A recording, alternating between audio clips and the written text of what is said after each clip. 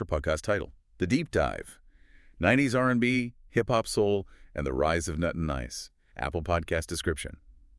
Step into the studio for a comprehensive deep dive into the 1990s music scene. This time, we're unpacking the rapid rise, chart-climbing hits, and cinematic soundtrack dominance of the R&B and hip-hop soul girl group Nut and Nice. From their discovery in an LA club by Pocketown Records to their collaborations with Jive Records, we analyze their genre-bending, sound-fusing new jack swing, dance, and passionate ballads. If you're fascinated by 90s girl groups, music industry dynamics, and the evolution of hip-hop soul, this deep dive extracts the essential beats and chart histories you need to know. Step into the studio because today we are zeroing in on a highly specific, honestly really fascinating pocket of the 1990s music scene. Oh, absolutely. Yeah, we're tracking the rise, the sonic evolution, and the absolute cinematic soundtrack dominance of a group that captured a very distinct transitional moment. We're talking about R&B and hip-hop soul, and the group is Nut and Nice. Because if you follow the history of 90s vocal groups, you already know the landscape was intensely competitive. Oh, a cutthroat. Totally. So today, our mission is to extract the essential beats, the chart histories, and, well, the industry dynamics that propelled this specific trio. And just so you know, we are pulling all of our insights today straight from historical charts, the raw discography data we have, and archival press clippings of the era to piece together their trajectory. It's such a great period to analyze, too. I mean, the early to mid-90s was just an incredibly fluid time for urban music. Yeah. We were talking about that crucial window, like right around 1992 and 1993. Right when everything was shifting. Exactly. The dominant sound of new jack swing. Yeah. You know, that heavily synthesized, really aggressive, dance-oriented R&B. It was beginning to mutate. It was bleeding directly into hip-hop soul, which was a lot grittier. It leaned much heavier on actual hip-hop production and sample-based beats. Right, less about the polished synthesizers and more about the street sound. Precisely. And Nut and Nice essentially sat right at the intersection of those shifting tectonic plates. They were trying to synthesize R&B, hip-hop soul, and new jack swing into one cohesive identity. Okay, let's unpack this by starting with their origins, because honestly, it illustrates exactly how much development happens before a group ever sees a Billboard chart. Oh, for sure. So much behind-the-scenes work. Right. So they originated in Sacramento, California, but they didn't start as the trio we eventually came to know. The historical record shows they were originally a five-piece group called Attitude. Attitude, such a classic 90s name. Isn't it? But over time, they lost two members. And the remaining three, Latisse Wallace, who went by Tease, Ani Ponder, and Liz Burnett, they rebranded as Nut and Nice. And you know, that kind of pre-fame attrition is actually incredibly common in the industry. Really? Oh, yeah. And it fundamentally alters the DNA of a group. I mean, when you downsize from a quintet to a trio, the entire architecture of your sound has to change. How so? Like vocally? Vocally, absolutely. Yeah. In a five-piece, you have the luxury of incredibly dense, layered harmonies. You can have two members strictly dancing or just providing background texture while the lead vocalists do all the heavy lifting. Oh, I see. But when you strip that down to three, every single voice becomes entirely exposed. The vocal arrangements have to become much tighter. There's nowhere to hide. Exactly. No one can just coast in the background. And structurally, I'd imagine the stage dynamics changed completely, too. A trio is visually very different from a quintet. Completely. With three members, you inherently have a center, a left, and a right. Right. It creates a natural symmetry that makes choreography much sharper. And that was absolutely vital for this era. Because everything was so visual back then. Yes. If you think about the dominant groups of that time, three really was the magic number. TLC, SWV. Oh, true. It allows the audience to instantly recognize and attach to individual personalities without feeling overwhelmed by, like, a super crowded stage. But it also means the pressure on each individual member increases exponentially. Speaking of that pressure and, the required skill sets, I really want to highlight a specific detail about Latisse Wallace, or Tease. Before she was even an Attitude, she came from a local dance trio called Get Busy Girls. And that detail right there is the key to understanding their eventual live appeal. Because she already had the stamina. Exactly. Coming from a dedicated dance trio wasn't just a nice bullet point on a resume. It was strategic necessity for the era. The beats driving new jack swing and hip-hop soul were intensely syncopated. Past complex rhythms. Right. The expectation wasn't just vocal proficiency. You had to execute complex, high-energy choreography without missing a vocal cue. Which is incredibly hard to do, singing while doing heavy cardio. It's exhausting. So having a member who already possessed a deep fundamental understanding of professional dance blocking and stage stamina, it meant they didn't have to be taught how to perform from scratch. They had a built-in engine for their live shows. Which perfectly sets up how they actually broke into the industry, because they make the move from Sacramento down to Los Angeles. Placing themselves right in the heart of the industry machine. Exactly. And they get discovered in the most classic traditional way possible. They're performing live at an LA club. The dream scenario. Right? An A&R man named Rodney Ellis from Pocketown Records catches their set. He sees the vocal talent, he sees that choreography we just talked about, and he signs them. But the crucial detail here is that they are signed as Pocketown Records' first ever act. Wow. Being a label's first act is a fascinating position to be in. I mean, it sounds great. Right, on paper, it sounds fantastic. An A&R, that's artists and repertoire, the executives responsible for scouting talent, they find you and make you the center of their universe. You're not fighting for attention. Exactly. You don't have to compete with the massive roster of established superstars for the label's marketing dollars. You are the absolute priority. Right. But the flip side of that is the sheer crushing weight of expectation. Yes. Pocketown Records was an unproven entity. When a label has no prior track record, they have no baseline revenue to fall back on. So if it fails... If their first release flops, the label could literally fold. That is terrifying. The artists are essentially carrying the financial viability of the entire company on their shoulders. Every single demo, every studio session, every wardrobe choice is heavily scrutinized because the margin for error is zero. And it seems like Pocketown knew they needed heavy artillery to make this work, because they ultimately secured a partnership with Jive Records for distribution and releases. Which was huge. Jive was an absolute powerhouse at the time. Deeply embedded in the urban music scene. Yes, Jive had the infrastructure. So Nut Nice is suddenly thrust into the big leagues. And the sound they bring to Jive is incredibly ambitious. The archives explicitly tag them with 4 distinct genres. We've got R&B, hip-hop soul, and new jack swing. It's really important to break down what combining those 4 genres actually sounded like in practice, because you're blending very different vibes. Right. How does that cocktail actually work? Well, new jack swing gave them that driving, swung drum machine rhythm. That's the kind of beat that forces you to move. It's built for the dance floor. Okay. Then traditional R&B provided the melodic structure and the impassioned vocal delivery. The actual singing part. Right. But integrating hip-hop and hip-hop soul meant they were also incorporating heavier boom-bap bass lines, street-level attitude, and a vocal delivery that occasionally blurred the line between singing and rhythmic cadence. Like sort of sing-rapping. Exactly. They were aggressively targeting the intersection of the dance floor and the streets. You can hear that ambition across their debut album, Down For Whatever. And the timeline of this album's life cycle is a perfect snapshot of how the industry operated back then. Physical media timelines are wild compared to today. Completely. So it was originally released in October 1993, but the records indicate a major re-release happened in June 1995, and it ended up peaking at number 34 on the US R&D albums chart. A nearly 2-year gap between an initial release and a re-release is highly indicative of the physical media era. Because today, if a record isn't a hit in week 1, it's basically dead. Today, an album's success is largely determined in its first 2 weeks on streaming platforms.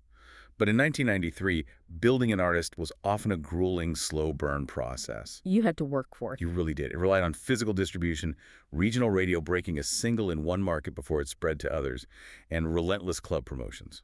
So a 1995 re-release suggests that something finally caught fire, and the label needed to restock the physical product to meet a new wave of demand. Precisely. If a later single suddenly gains traction, the label has to ensure that when a new fan walks into a record store, the full-length CD or cassette is sitting right there on the shelf, newly marketed and ready to be purchased. It's a completely different economic model of momentum.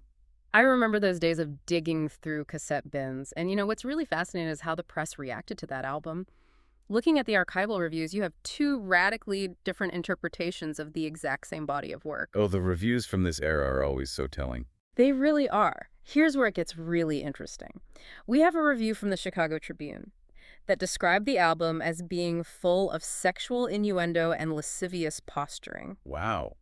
That is a very heavily loaded, almost pearl-clutching description. It really is. Very pearl-clutching. Yeah. But then you look at the Sun Reporter, and their review describes the same album as being stacked with passionate ballads, booming beats, and fresh rap interludes. The contrast is staggering. It perfectly illustrates the dichotomy of the 1990s music press. You always have to look at who is doing the reviewing and what cultural lens they're applying. Right. Mainstream, broadsheet newspapers like the Tribune often struggled to contextualize the emerging hip-hop soul movement. They frequently viewed the confidence, the streetwise attitude, and the agency of young, female urban artists through a lens of provocation. They were intimidated by it. Exactly. The Tribune review focuses almost entirely on the posturing, the social implications of the artist's image, rather than the music itself. They were reviewing the attitude, not the actual production. Spot on. But then you look at the Sun Reporter. Historically, that publication served the African-American community and had a much deeper inherent understanding of the musical lineage. They understood the assignment. Right. They didn't see provocation. They saw the architecture of the genre. They recognized the technical execution of the passionate ballads. They understood the rhythmic value of the boom and beats. And they appreciated the integration of the fresh rap interludes. It's a brilliant example of how a group's sonic identity can be entirely misunderstood by critics outside the culture while being celebrated by those within it. It's a tale of two entirely different listening experiences. So true. But despite that friction in the mainstream press, they were absolutely making inroads on the charts. Their debut single, In My Nature, hit in 1993, reaching number 83 on the Billboard Hot 100. It's a solid start for a brand new group. It is. But behind the scenes, the group's foundation was shockingly unstable. The historical record shows a brutal revolving door of personnel. This is where things get really tough for developing acts. Yeah, remember the original three, Teese Wallace, Ani Ponder, and Liz Burnett.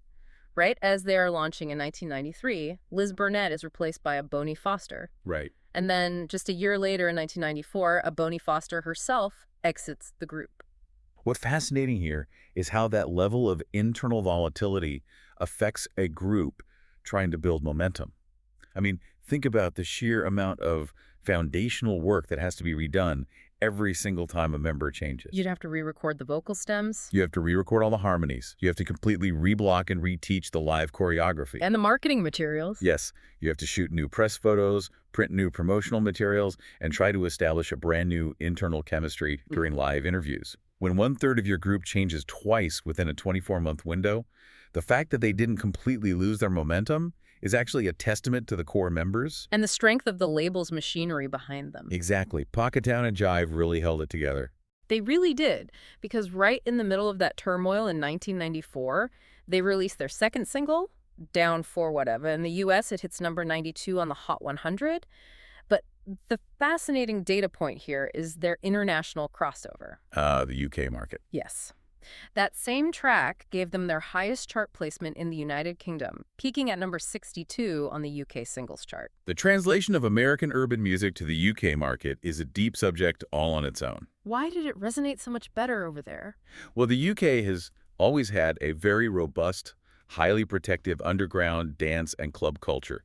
They have historically been very quick to embrace heavy, syncopated, bass-driven American imports. So they were playing it in clubs before it hit the radio. Exactly, often breaking tracks in their clubs long before they hit traditional commercial radio formats. The rhythmic structure of Down for Whatever clearly resonated with the UK club scene's appetite for driving, danceable R&B. It proves their sound wasn't just geographically limited to the West Coast or the US urban radio formats. And Jive Records was clearly invested in integrating them into their wider roster, too.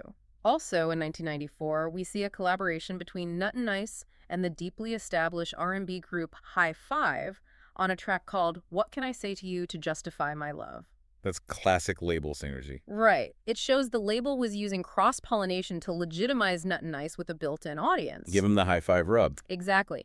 But 1995 is when they deploy a genuinely brilliant piece of strategy. They decide to release a cover of Nasty Girl. Wow. Yeah, the massive track, originally written by Prince and performed by Vanity Six. Which is an incredibly audacious move. You do not touch the Prince catalog unless you are highly confident in your vocal execution and your production team. It's hallowed ground. It really is. But it's not just the song choice that's interesting here, it's the release strategy. The archival data shows Jive didn't just put out a standard single, they utilized a dual release strategy. Very smart. The album version of their Nasty Girl cover leaned heavily into the hip-hop side of their sound, but they simultaneously released a separate single mix that was engineered with a much faster, up-tempo house music and dance feel. That is a masterclass in aggressive, targeted market segmentation. Break that down for us. The label looked at the intellectual property of a single song and realized they could weaponize it across two entirely different cultural ecosystems. The hip-hop scene and the house scene. Exactly. The hip-hop version, which is sitting comfortably around 90 beats per minute with heavy boom-bap drums, is designed specifically for urban radio mix shows and the core hip-hop soul audience. It maintains their street credibility. Right, it keeps them grounded in their original lane. But then the house mix, which is probably sitting closer to 120 beats per minute with a 4-on-the-floor kick drum, is designed purely for the club DJs. Because you can't play a 90 BPM track at peak hour in a house club. If you take a mid-tempo hip-hop track into a high-energy house club, you will clear the dance floor instantly. By providing a dedicated up-tempo house mix, Jive ensured the track could live in massive, mainstream dance clubs. They basically doubled their chances of a hit. They are essentially doubling the exposure footprint of the same vocal performance, hitting both demographics simultaneously without alienating either. And the charts prove the strategy was flawless. The archives show the track hit number 39 on the U.S. Dance Club Play Songs chart. The up-tempo mix absolutely found its target. The brilliant marketing. So this momentum just keeps building toward their final act. Later in 1995, they released the single Froggy Style, Which was huge for them. It was their commercial zenith. It hits number 63 on the Hot 100, number 68 in the UK, and most importantly, it climbs all the way to number 25 on the US R&B and hip-hop songs chart. Hitting the top 25 on the dedicated R&B and hip-hop chart is the ultimate validation. Because it's their core audience. Yes. It means you aren't just a fleeting pop anomaly. You are in heavy, sustained rotation on the specific radio stations and video shows that dictate the pulse of the culture. You have been accepted by the core demographic. But their impact goes so much deeper than traditional radio play. This brings us to what might be the most fascinating aspect of their career. Nut and Nice managed to quietly become absolute powerhouses in 90s cinema. The soundtrack queens. Truly, the sheer volume of their music placed in major films is staggering.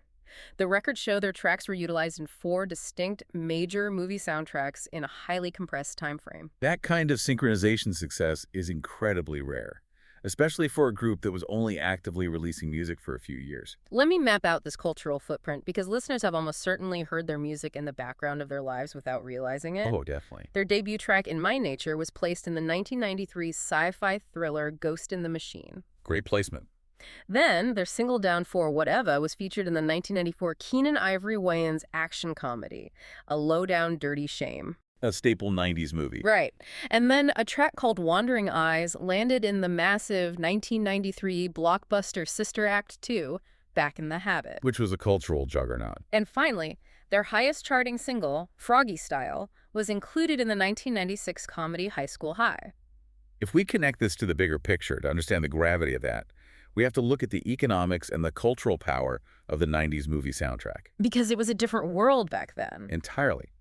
During this era, soundtracks were essentially the curated, big-budget playlists of the culture. Before streaming algorithms existed to feed you new music, a blockbuster soundtrack was a primary engine for musical discovery. You'd buy the CD just for one song and end up loving the rest of the artists. Exactly. A well-placed song on a platinum-selling soundtrack could generate massive royalty checks and introduce an artist to millions of consumers who would never have purchased their solo album. It's passive exposure on a massive scale. Exactly. Imagine a teenager in 1993 sitting in a packed theater for Sister Act 2. They aren't there to hear Nut and Nice.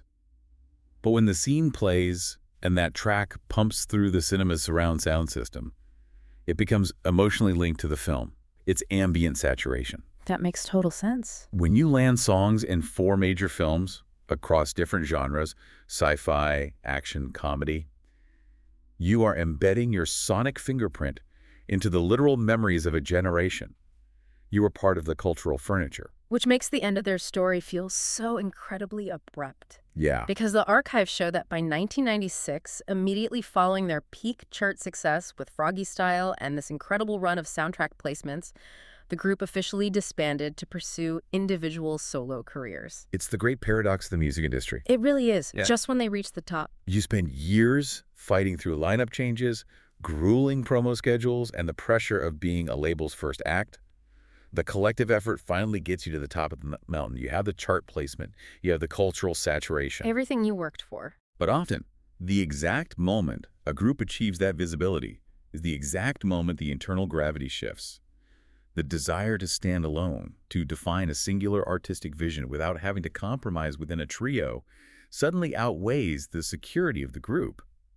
It is deeply ironic, but it happens constantly. It really is a bittersweet ending to a massive hustle. It is. So, let's pull all these threads together. We started with the 5-piece attitude in Sacramento. We tracked their evolution into a trio, their discovery in an LA club to become Pocketown's flagship act, and their navigation of a constantly shifting lineup. A lot of hurdles. We saw their brilliant strategic maneuvering from capturing the UK underground scene to dual-releasing a Prince cover to dominate 2 different club formats. Strategic genius from the label. And finally, we saw them embed their sound into the cinematic landscape of the 90s across 4 major soundtracks right before calling it quits at their absolute peak. It is a perfectly encapsulated story of how the 90s industry functioned, and I think there's a really compelling thought to take away from all of this for you listening. What's that? Consider the hidden architecture of the media we consume. Nut and Nice was only actively releasing music for a very short 4-year window. Yet their work is permanently woven into the fabric of multiple international charts and the background of major Hollywood films. It's true. It forces you to wonder, when you rewatch your favorite movies from the 80s, 90s, or 2000s, how many other incredible short-lived artists are hiding in plain sight? How many foundational architects of a musical era are just waiting inside those soundtracks for someone to dig into the credits and bring their story back to the surface? That is such a great perspective. The history of music is infinitely deeper than just the legacy acts we hear on classic radio today. Absolutely. Well, thank you so much for joining us on this deep dive into the fascinating, rapid-fire history of Nut and Nice and the evolution of 90s hip-hop soul. Keep your ears open, stay insanely curious, and we will catch you on the next deep dive.